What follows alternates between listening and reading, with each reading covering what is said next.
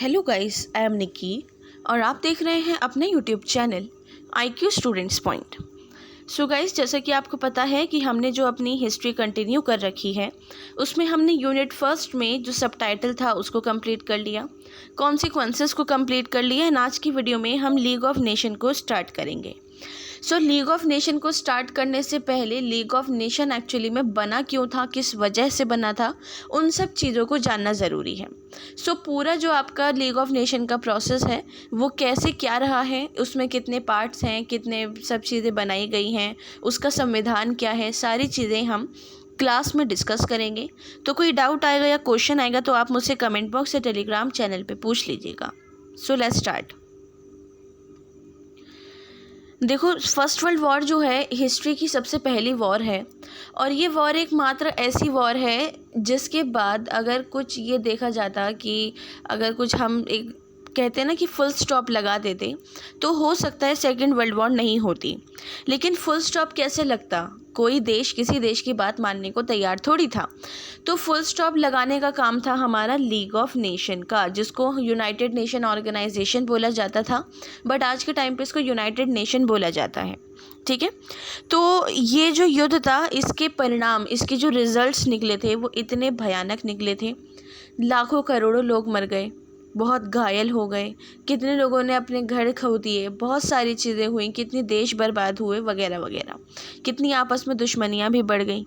तो जी उन सब चीज़ों को देखने के लिए इस युद्ध के अंदर बहुत बहुत बहुत बड़े बड़े जो राष्ट्र भी थे ना हमारे, वो भी हिलकर रह गए थे, जर्मनी, अमेरिका, जापान जैसे।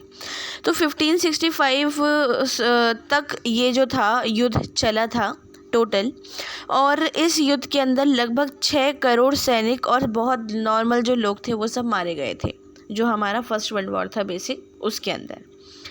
तो इसके अंदर लगभग 1,30,00,000 इंसान जो थे, नॉर्मल पीपल्स और सब सैनिक वगैरह मिला के, वो घायल हुए थे, जिसमें से 70 लाख लोग तो अपंग हो गए थे, मतलब अपाहिज हो गए थे, कोई हाथ पैर खो चुके थे, कोई कुछ हो चुका था, कोई कुछ हो चुका था।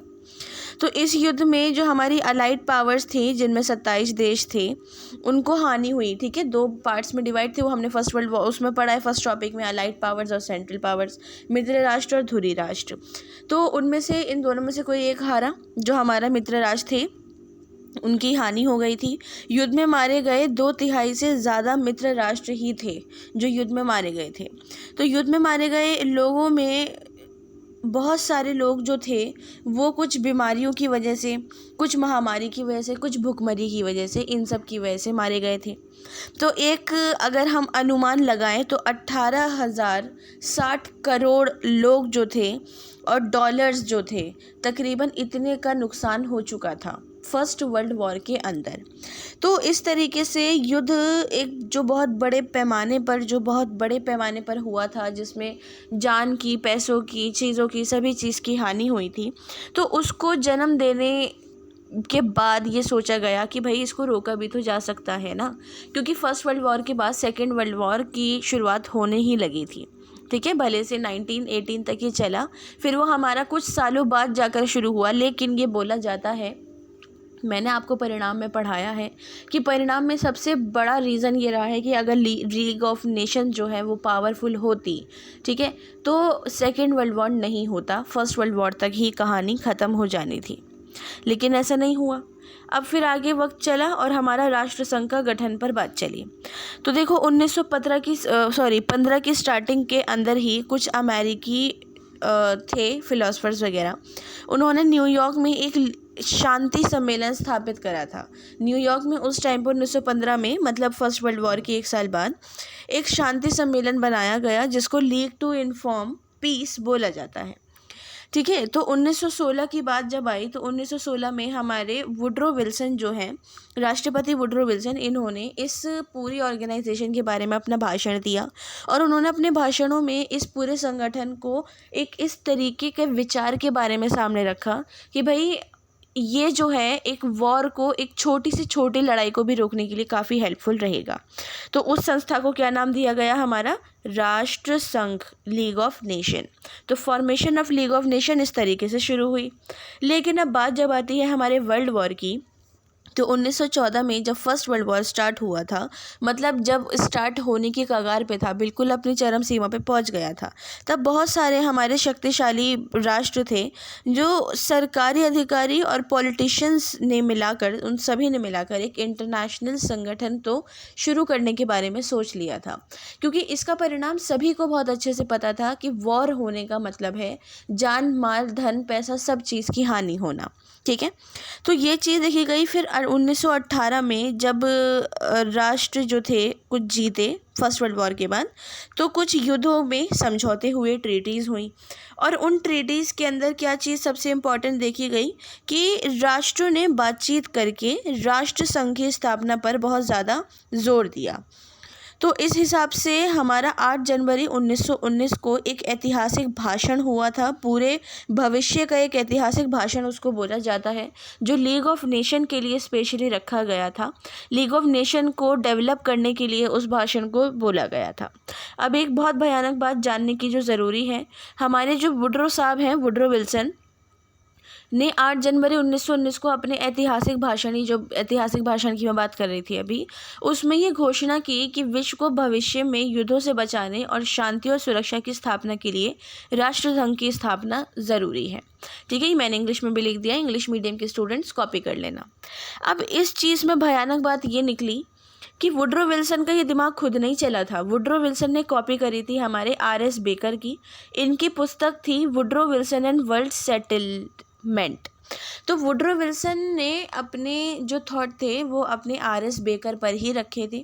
बेसिकली ये वुड्रो विल्सन का थॉट नहीं था, वो सिर्फ इनके लिखे हुए बुक का अपने आप में रखते थे कि जब इन्होंने मेरे ऊपर, क्योंकि वुड्रो विल्सन हाँ स्टार्टिंग से रहे हैं बहुत ज़्यादा हाथ बटाने वाले, युद्ध को रोकने वाले, लेकिन इनकी जो बुक थी उसको बोला जाता है कि वुड्रो विल्सन ने उस चीज़ को आगे बढ़ाया, ना कि अपनी तरफ से कोई चीज़ को लिखा था।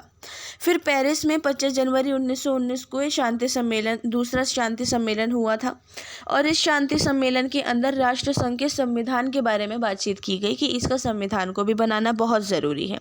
तो इसके लिए परिषद का गठन किया गया, जिसकी बैठक 3 फरवरी से 11 अप्रैल 1919 तक होती रही थी रेगुलर बेसिस पे। फिर उसके साथ विल्सन के 20 जनवरी 1919 के प्रारूप में ब्रिटेन के लॉर्ड फिलोमोर की रिपोर्ट के आधार पर ये देखा गया कि भाई हंटर मिलर एक प्रारूप थी, समिति थी पूरी, उसको बनाया गया। मतलब हंटर मिलर जो थे मंत्री थे, उनके उसमें गठन में उसको रखा गया, बनाया गया पूरी कमेटी को, और उसके अंदर इस सब पीस कॉन्फ्रेंस का, इन सब का सब कुछ रखा गया सामने कि ये जो है इस कमेटी के अंदर हम बातचीत करेंगे।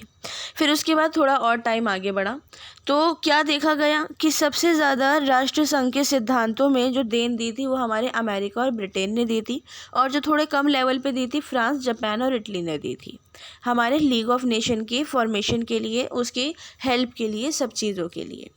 ठीक है जी।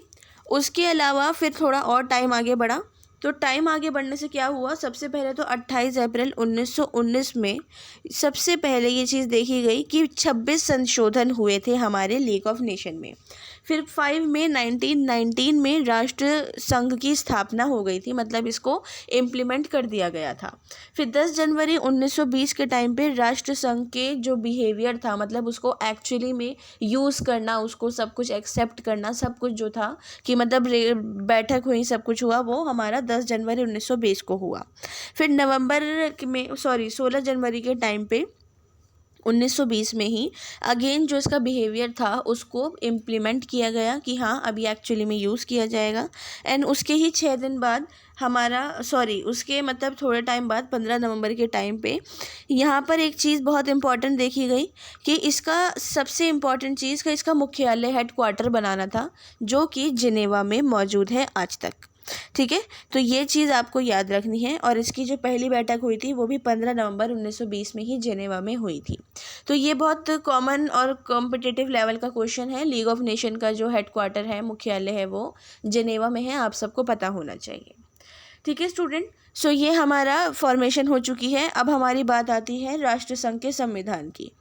देखो भाई, राष्ट्रसंघ का संविधान जो है ना, एक समझौते का नाम रखा गया। इसमें 19 रिप्रेजेंटेटिव रखे गए, 19 प्रतिनिधि रखे गए, इसमें संविधान बनाए गए। ठीक है, उन 19 प्रतिनिधियों ने संविधान बनाया।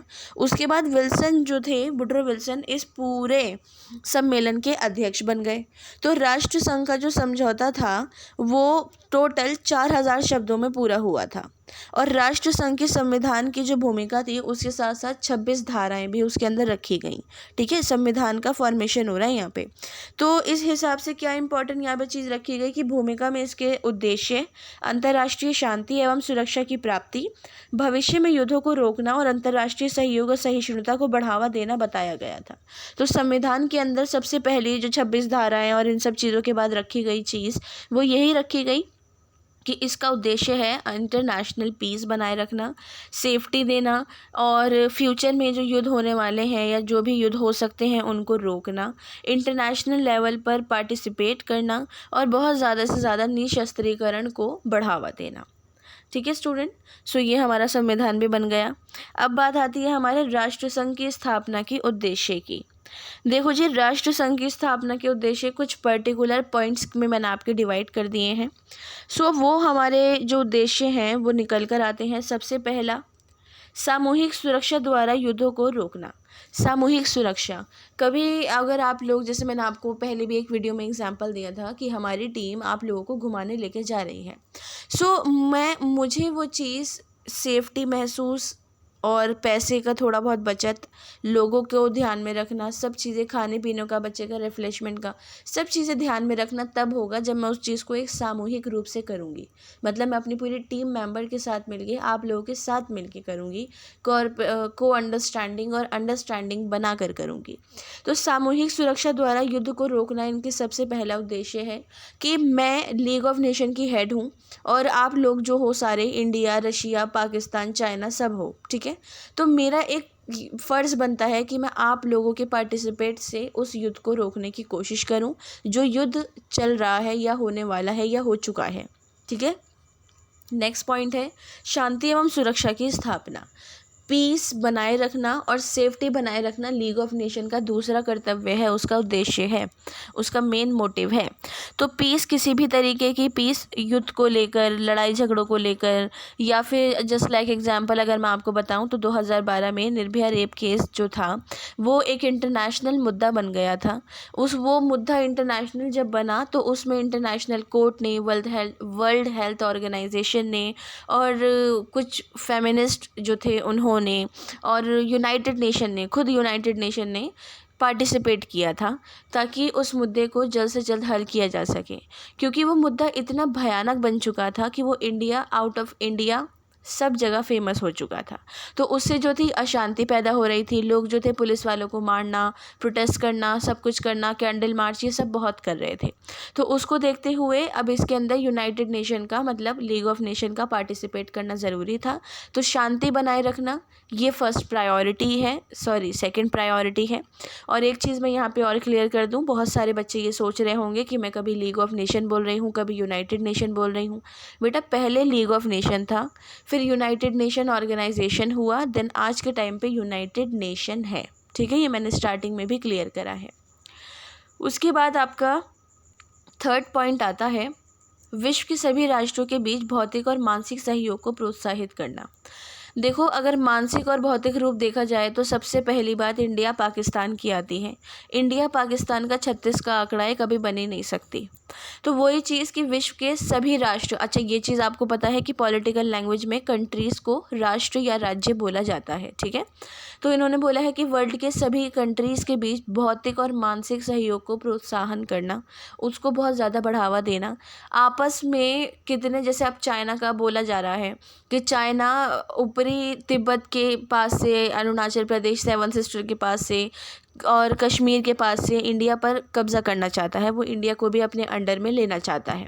ठीक है, तो लेकिन ऐसा तो नहीं है ना कि आपने मार्केट में चाइना का सामान देखना बंद कर दिया हो, या चाइना का जो मोबाइल्स हैं, सामान है, सब चीज़ें, कॉस्मेटिक्स हैं और भी चीज़ें आती हैं वो बंद हो गई हो। नहीं, आपस में रिलेशन बनाकर रखने पड़ते हैं, और वो काम होता है लीग ऑफ नेशन का। तो लीग ऑफ नेशन के कितना ही कुछ भी ख़राब हो जाए, कुछ भी हो जाए, लेकिन आपस में भौतिक और मानसिक रिलेशंस को संभाल कर रखना वो उसका काम है। एंड लास्ट पॉइंट है पेरिस शांति सम्मेलन के कुछ विशेष व्यवस्थाओं को लागू करना। शांति सम्मेलन में कुछ ट्रीटीज़ हुई थी, कुछ हस्ताक्षर हुए, कुछ चीज़ें हुई, तो उन सब चीज़ों का जो बनाए रखना जो एक काम था वो लीग ऑफ नेशन का रह गया है, और उसी का था। तो उसका जो मेन पर्पस है बेसिकली शांति बनाए रखना और सेफ्टी देना, सब लोगों में आपस में अंडरस्टैंडिंग बनाए रखना, इस टाइप का काम है। ओके स्टूडेंट, अब आते हैं राष्ट्र संघ की विभिन्न धाराएं। देखो जी, राष्ट्र संघ की विभिन्न धाराओं में मैंने आप लोगों की धाराओं को डिवाइड करके बताने की कोशिश करी है, ताकि आप लोग उसको और अच्छे से समझ सको। तो राष्ट्र संघ की धाराओं को कुछ पार्ट्स में डिवाइड किया गया है। सबसे पहली आती है 1 से 7 तक। ठीक है, तो 1 से 7 तक जो आती है उसके अंदर रूल्स को फर्स्ट प्रायोरिटी पर रखा जाता है कि एक्चुअली में लीग ऑफ नेशन के रूल्स क्या हैं। फिर उसके बाद आती है हमारी 8 और 9। धारा 8 और 9 बोलती है कि सब कुछ वेपन्स फ्री होना चाहिए, निशस्त्रीकरण होना चाहिए, कोई भी एक पेन के ज़रिए भी किसी को मारने की कोशिश ना करे, नहीं तो अच्छा नहीं होगा। ठीक है, फिर 10 से 16 तक की टोटल जो आती हैं धाराएं, इनको थोड़ा हम डीपली समझते हैं। ठीक है, इनमें सबसे पहली बात आती है 10वीं से और 12वीं तक, 10, 11 और 12 जो धारा है वो बहुत इम्पॉर्टेंट है। 10 जो है उसके अनुसार क्या देखा जाता है कि पॉलिटिकल और जो हमारी इकोनॉमिकल है और भी तरीके की फ्रीडम होनी चाहिए सभी देशों के अंदर। ठीक है स्टूडेंट, उसके अलावा फिर 10वीं से 12वीं में 12वीं वाली जो है ये 10वीं और 11वीं की कंप्लीट है। 12वीं वाली जो है वो ये कहती है कि राष्ट्र संघ के सभी सदस्य इस बात से सहमत होना चाहिए कि उनके बीच में बातचीत करते हुए किसी के बीच में ना झगड़ा होना चाहिए, ना मार कटाई होनी चाहिए, ना किसी भी विवाद को लेकर एक मुद्दा बनना चाहिए। जो भी बात है नॉर्मल तरीके से बहुत ढंग से करके बात को वहीं ख़त्म करना चाहिए। ये नहीं कि आप बात करके तो इंडिया और चाइना निकला है यहाँ से हाथ मिला के, लेकिन बाहर जाके इन दोनों में युद्ध छिड़ गया है। ठीक है, ये है बेसिकली हमारी 12वीं। फिर हमारी इस बीच में जो है 12 से 15 तक की सारी यही हैं। फिर 16वीं धारा आती है। 16वीं धारा क्या बोलती है, वो ये कहती है कि भाई मैं इस चीज़ को बताना चाहती हूँ कि कोई भी सदस्य अगर समझौते करते हैं तो राष्ट्र संघ के अंदर जो समझौते हो चुके हैं उसका उल्लंघन कोई नहीं करेगा, चाहे कुछ भी हो जाए। अगर मैं इंडिया से हूँ और सामने वाले आप लोग जो हो अदर कंट्री से हो और मेरी आप लोगों से नहीं बनती है, अब बहुत सारी कंट्रीज़ हैं लेकिन मान लो आप 10-12 कंट्रीज़ हो, आपसे मेरी नहीं बन रही, और लीग ऑफ नेशन का काम ये है कि भाई इंडिया में निकी मैम में और उनके स्टूडेंट्स में आपस में बनाना। तो मैं आप लोगों के साथ बना तो ली, लेकिन मसला यहाँ पे क्या है खड़ा हो गया है कि आपस में दिमाग में दुश्मनियाँ हैं। वही सेम शीत युद्ध वाली बात कि शीत युद्ध में जो चल रहा था वही सारी बातों को यहाँ पर बताया जा रहा है। ठीक है स्टूडेंट, 16 भी आपकी यहाँ पर कंप्लीट हो गई है। अब तो ये वाली चीज़ यहाँ पर देखी गई है आगे चलकर कि 18वीं से 21 सॉरी हाँ ये 17 से 21 तक की जो है हमारी धाराएं, इसके अंदर ये बोला गया कि रजिस्ट्री है, संशोधन है या फिर कोई भी अमेंडमेंट है, कोई भी सिस्टम है, सब कंट्रीज़ को बताकर किया जाएगा। ठीक है, स्पेशली उनको जो लीग ऑफ नेशन का पार्ट है।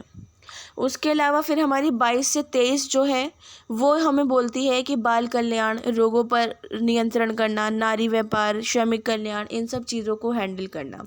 ठीक है, तभी मैंने आप लोगों को बताया कि लीग ऑफ नेशन के अंडर बहुत सारी ऑर्गेनाइजेशंस आती हैं। वो ऑर्गेनाइजेशन हमारी अंकटाड है, यूनिसेफ है, या फिर हमारी WHO है, वर्ल्ड ट्रेड ऑर्गेनाइजेशन है, IMF है, WB है, बहुत सारी हैं।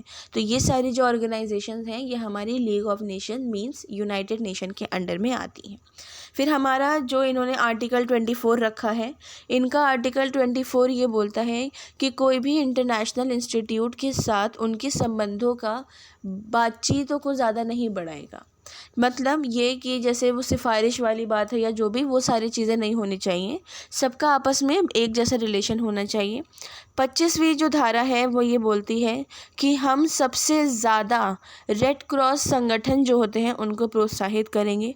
और 26वीं जो है वो ये बोलती है कि राष्ट्रसंघ के समझौतों में संशोधन करने की प्रक्रिया कंपलसरी है, संशोधन होते रहेंगे। तो कोई भी ड्रामे करने की ज़रूरत नहीं है, जो जैसा चल रहा है उसको वैसे चलने दें। तो टोटल 1 to 26 जो धाराएं हैं, आर्टिकल्स हैं, उनको फॉलो करना सभी कंट्री के लिए लीग ऑफ नेशन के अंडर में कंपलसरी है। ओके, अब आ जाइए राष्ट्र संघ की सदस्यता पर। देखो जी, संघ को स्थापित करने और बढ़ावा देने के प्रयासों के कारण विल्सन को अक्टूबर 1919 में नोबेल शांति पुरस्कार मिला, लेकिन अमेरिका संघ का ये कभी सदस्य नहीं बन पाए थे। ठीक है, ये बने नहीं थे, बन पाए नहीं थे, बने नहीं थे। सोचिए बात यहाँ पर ये आई फिर आगे चल के कि जब ये इसका मतलब ये हुआ कि शांति बनाए रखने का, सब कुछ करने का जब इनको पुरस्कार मिल गया था, तो उसके बाद ये तो सुर्खियों में छा गए भाई। अब सुर्खियों में छाने के बाद सबसे एक मेन मुद्दा यहाँ पे क्या देखा गया कि राष्ट्र संघ के अंग बन गए। और सदस्यता जब बनी तो सदस्यता बनने के बाद यहाँ पर अंग बनने से पहले कुछ पर्टिकुलर चीज़ों को सामने रखा गया। ठीक है, जैसे कि कुछ कि मतलब समझौते होंगे, समझौतों पर हस्ताक्षर करने वाले टोटल 16 देश होंगे जो परमानेंट बनाए जाते हैं। या फिर हमें राष्ट्र संघ का सदस्य बनने के लिए ये अधिकार मतलब है कि ज़रूरी नहीं है कि वो कोई फेमस कंट्री हो या फिर किसी वर्ल्ड वॉर में जीती हुई हो, कुछ और बात हो, नहीं। आप पर डिपेंड करता है आप कितना ज़्यादा शांति पर और सब चीज़ों पर बिलीव करते हो, कितनी ज़्यादा पावरफुल हो, उस हिसाब से आप लोग उसकी सदस्यता हासिल कर सकते हो। ठीक है, एग्जाम्पल के तौर पे इंडिया उस टाइम पर गुलाम था, उसके बावजूद भी लीग ऑफ नेशन का पार्ट था।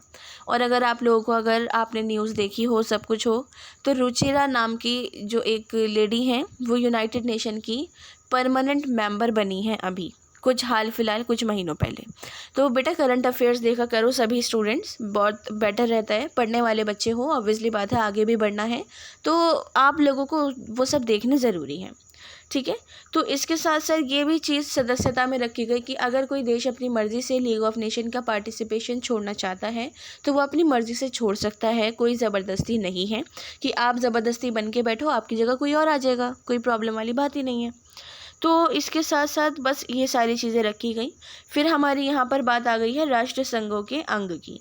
अब भाई राष्ट्र संघ के जो अंग हैं ना, वो इम्पॉर्टेंट 3 बना दिए गए हैं: महासभा, असेंबली, परिषद काउंसलिंग और सचिवालय सेक्रेटेरिएट। ठीक है, ये हिंदी में मैंने लिख दिया है साथ में। इसके अतिरिक्त 2 अंग स्वायत्त शासित थे: अंतर्राष्ट्रीय न्यायालय और अंतर्राष्ट्रीय श्रम संगठन। ओके स्टूडेंट, ये मैंने इंग्लिश में भी लिख दिया, आप इसको कॉपी कर लेना।